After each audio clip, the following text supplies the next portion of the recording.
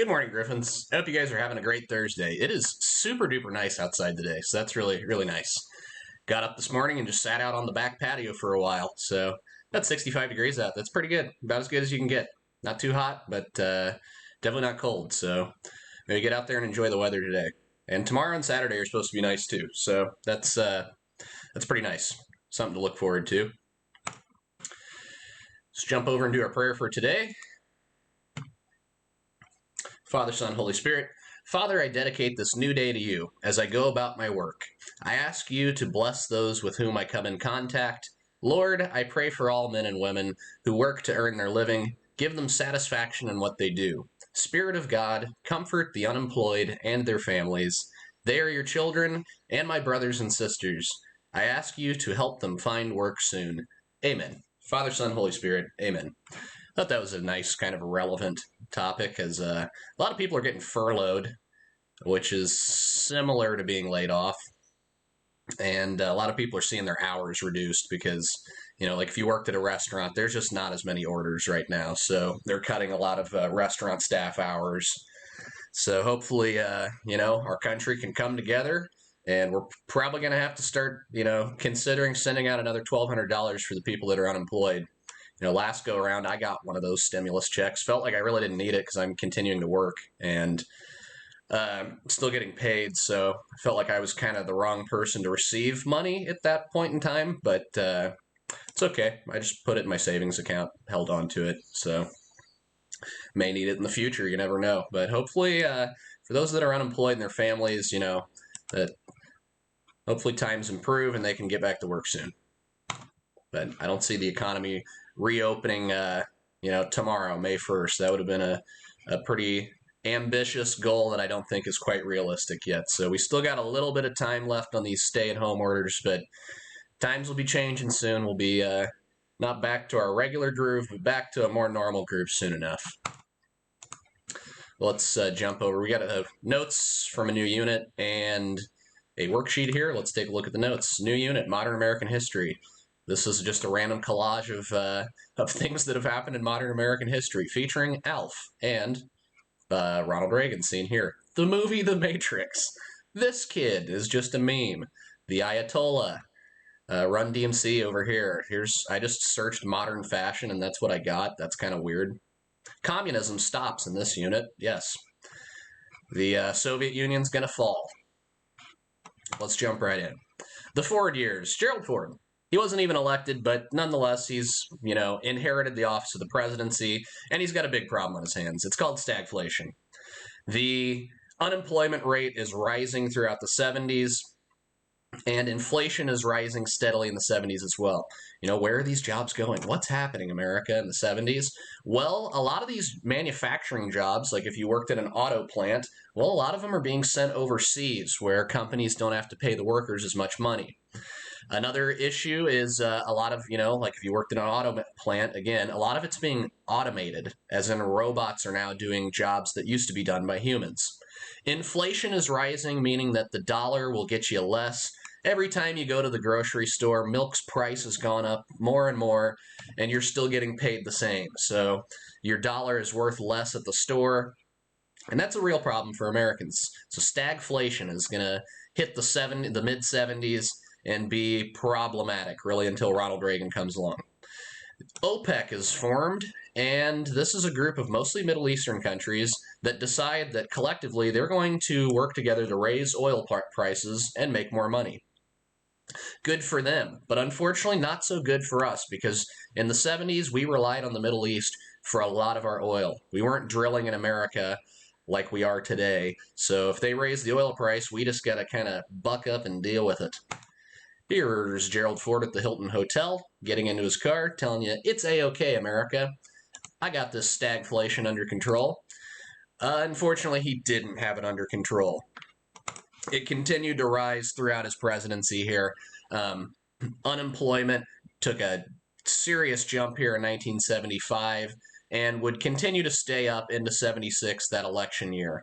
So Ford didn't really, convincingly tell America, hey, I fixed stagflation, it's over. The inflation rate went down and up and down and up, and that was something that we also had to deal with at the Federal Reserve. OPEC, the yellow countries are in OPEC, so it's mostly Middle Eastern countries. The more oil your country produces, the more say you have in this organization. So Saudi Arabia is kind of the big dog of OPEC, and they can artificially raise and lower prices. Now, they would do that by messing with the supply. If they want to raise prices, they'd reduce production, make less oil, then everybody's out there fighting over the little amount of oil you have, so the price is up. If they want the price to go down, they would produce more oil than anyone could ever need, and that would reduce the price. There'd be less demand for it. Recently, Saudi Arabia and Russia are in kind of an oil war where they're both ramping up production to try and screw with each other. This is going to hurt the Russian economy pretty bad. That's okay, because Russia's up to some shady stuff lately. So price of gas lately, you can find it at under $1 a gallon in some places. I know my friends down in West Kentucky and West Tennessee, they said it has been under $1 for like a month now. That's also due to people driving less. People aren't out there on the roads because they're staying at home.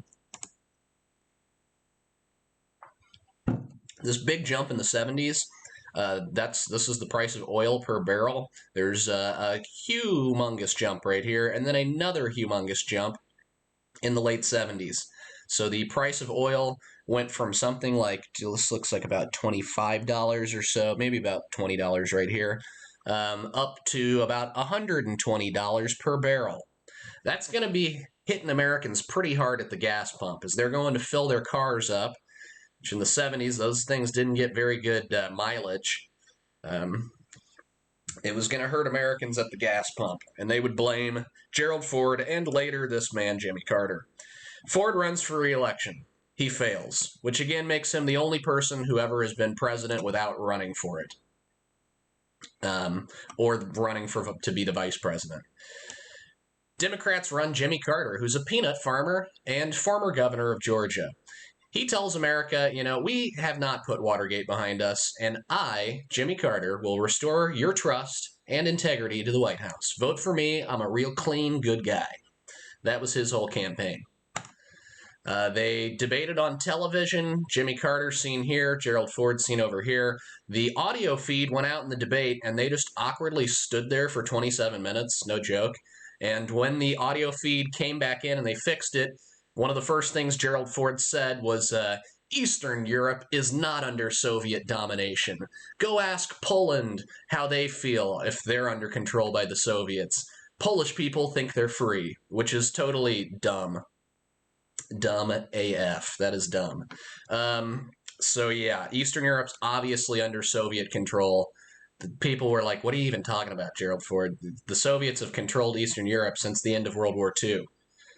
And he later says, you know what, I misspoke. I'll retract that argument. So this debate didn't go well for Ford or NBC, who had to fix their audio feed. I jump over to the chat, see what's going on. What's good? Not a whole lot, Dominic. The weather's good. Other than that, not up to a whole lot. I'm putting in test grades today, so if people haven't done their test, they should go in and do that. But I saw you turned yours in because I just put in first hour's grades. So thanks for that. All right, back over to the notes. Here's Jimmy Carter. He renames Air Force One Peanut One because he was a peanut farmer. And he wants folks to remember Watergate, vote Carter. They do. He wins the election just barely. His job is going to be to try and fix stagflation and get us independent from Middle Eastern oil. Start drilling more American oil so we don't have to worry about the OPEC group price gouging us. So Jimmy Carter, he decides to present Congress over 100 energy proposals. Some of it's about environmentalism, which we'll talk about next time, and other parts of it are just about getting us independent from the Middle East and getting our own oil supply going. There's also kind of a green energy push here. He says, there's only so much oil out there. We need alternative energy production, like wind and solar. We need renewable energy. That way, not only will we not have to rely on the Middle East, we will be using renewable energy. So he provides tax credits for businesses that look into alternative energy. He also tells Americans something that they didn't like to hear. Ration your gas and drive less. Says, start rationing that gasoline. Don't leave the house unless you need to. Reduce consumption of gasoline here, folks. Maybe walk to the store instead of drive there.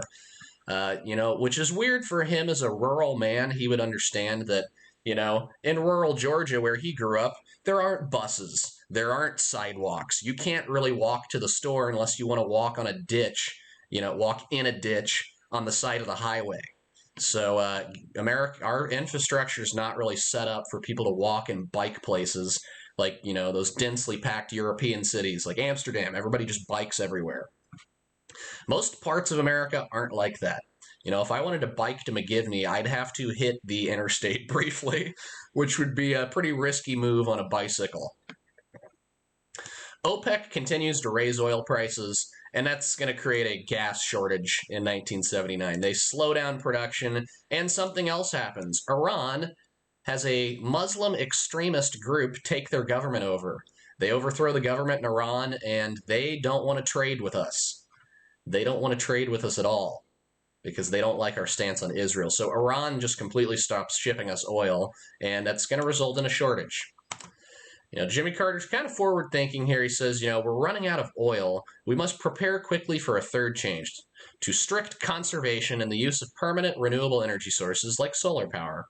That's a great statement, but again, it's going to be controversial that he tells people, maybe don't drive as much. People are like, how do I get to work then, Jimmy Carter? That's an unrealistic statement. Don't drive as much. So he tells them don't drive as much. Here's America's reaction in the form of Macho Man. Randy Savage, just giving you a thumbs up, but here he is with his big rig, about to go for a cruise. I just searched 70s muscle car, and that's what I got. Nuclear energy was going to be one of the possible new, energy sources that would help America get off Middle Eastern oil. Unfortunately, a lot of people hear the word nuclear and they think, uh-oh, that's Cuban Missile Crisis? Am I in danger? And it's like, no, you're not in danger. Nuclear power is very safe. A well-managed plant's perfectly safe until it's not. Uh-oh. Yeah, Chernobyl. That's not a good situation. But for the most part, nuclear power is very safe. So that's just kind of a joke, but it can be extremely dangerous. The gas crunch in 79. Yeah, people are lining up at the pumps and they hope that there's still gas in this thing when it's their turn in line. So there was a big shortage in oil. And that was because, again, there was a Muslim extremist group that took over the government in Iran, and they refused to sell to America because we supported Israel. Here's a guy in line waiting to fill up his mower here. So, yeah, a lot of people, they just pull up, leave their car here, and then go home, and then come back later and see if the line had moved and move up in the line. So Carter didn't respond to this crisis quickly. And he just continued to say, well, just drive less, guys. And that's, not a realistic option in 1979. Sorry, no gas. It's estimated that the average vehicle in the 70s would burn about a half gallon of gas while idling. So it's estimated that Americans wasted up to 150,000 barrels of oil per day just idling their engine in line at gas stations. Whoops. So maybe we were kind of, making the crisis even worse. So Jimmy Carter, things weren't going well for him. Things weren't going well at all. There's the notes. Let's jump over to this worksheet, take a look at this thing, just run through this together while we're at it. You can find this in Chapter 32. President Nixon's plan of distributing a portion of federal power to state and local governments was called New Federalism. I'm going to fact check myself here, but yes, there's a picture of Nixon that tells me we're probably good. According to the philosophy of blank, foreign policy should be based on consideration of power, not ideals or moral principles. That would be realpolitik. That's Henry Kissinger's, his baby, is realpolitik. He's the mastermind behind it. Number 3, the rapid firing of the U.S. Attorney General and his deputy over the battle for Nixon's Watergate tapes was known as the Saturday Night Massacre, when Nixon fired everyone so that he could try and get his hands on those tapes before they were released to the media. He didn't get there in time. The tapes were out. They broadcast it on the news. And in those tapes were recordings of Nixon talking about doing very illegal things. Shortly after becoming president, blank pardoned Richard Nixon from his role in Watergate. That would be Gerald Ford. Where is he? Here's Gerald Ford. Good old GF, Gerald Ford. With the production or publication of Silent Spring, marine biologist and author blank helped Americans wake up to the harm they were inflicting on the environment. Yeah, we'll talk about environmentalism tomorrow. That's Rachel Carson, I believe. Yeah, it's Rachel Carson. So she tells people, hey, we are actually damaging the environment significantly with some of the things we're doing, like just dumping industrial waste into rivers. Turns out that's really bad for the fish. True, false. If it's false, fix it. Okay, let's get through that then. The scandal known as Watergate centered on the Nixon administration's attempt to cover up a burglary of the Democratic National Committee headquarters. That's true.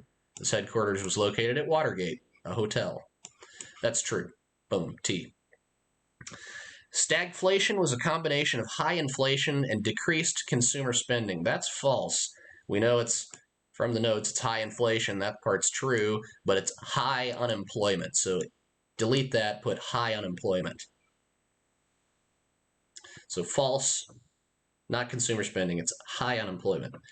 3, Camp David Accords was a peace agreement forged between Israel and Syria. That's false. It's Israel and Egypt was the Camp David Accords. You know, if you didn't want to use your book, you could always just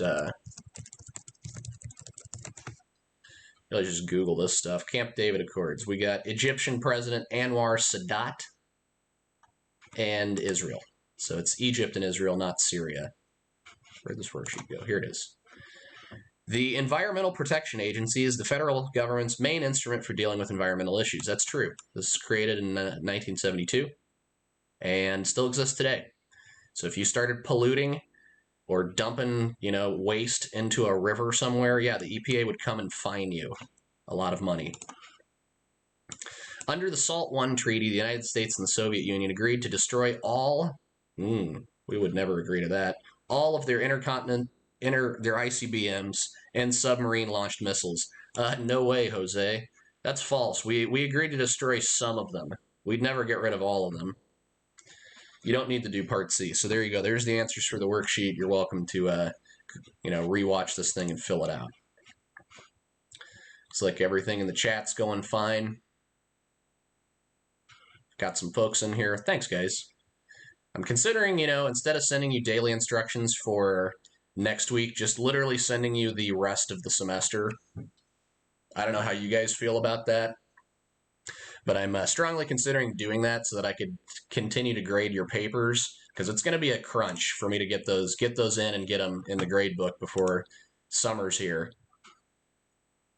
So I'm not sure what you guys think about that, where I would just send you the rest of the semester and say, here you go, here's, whatever it is, 2 weeks of stuff.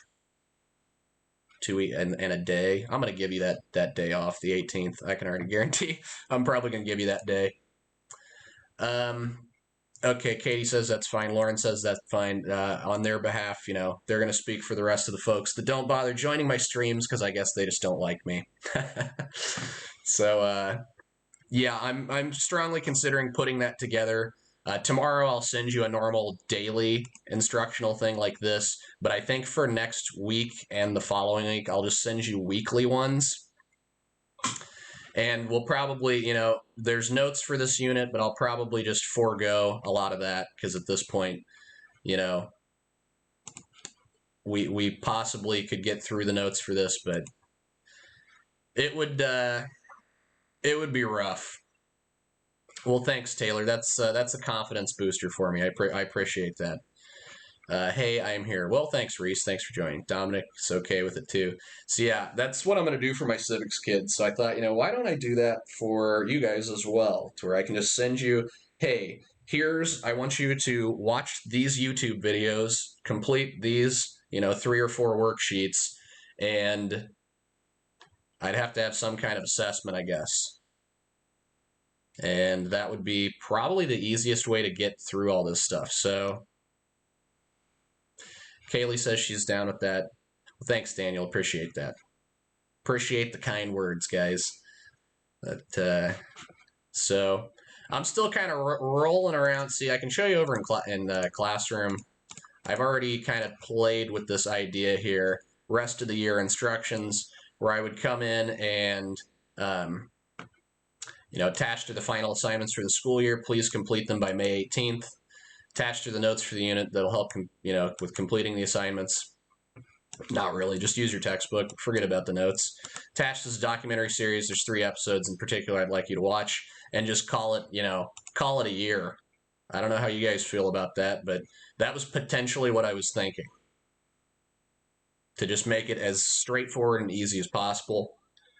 Because as the end of the year is coming, I'm getting super stressed out about those papers that I'm like, I don't know if I'll be able to get through them, but I'm already through enough of them that I don't want to just throw the grades out for the ones I've already graded and do like a completion grade and say, hey, you turned it in and it wasn't plagiarized, 25 out of 25. I don't really want to do that. But unfortunately, I do have to tell you, I am getting stressed that I might not get through them. So that's kind of the update on Mr. Connor's side of things here. Let you know, again, tomorrow I won't send this out, but that would probably be Monday. I'd just send you, here's the stuff for the next 2 weeks. Get it back to me by the last day of school. And it wouldn't be an unrealistically large amount of work. It'd be like 3 worksheets. Please watch, you're on Boy Scout honor here. Please watch these episodes of this documentary that I sent you. That'd be that. Thanks, Olivia. Appreciate that. That's it for today, guys. I'll let you guys get off here and head to your next class. So have a super duper Thursday. And again, it's really nice out. So maybe get out there, walk the dog, maybe just go for a walk, bike ride, go hit the bike paths or something. So have a good day. Bye-bye.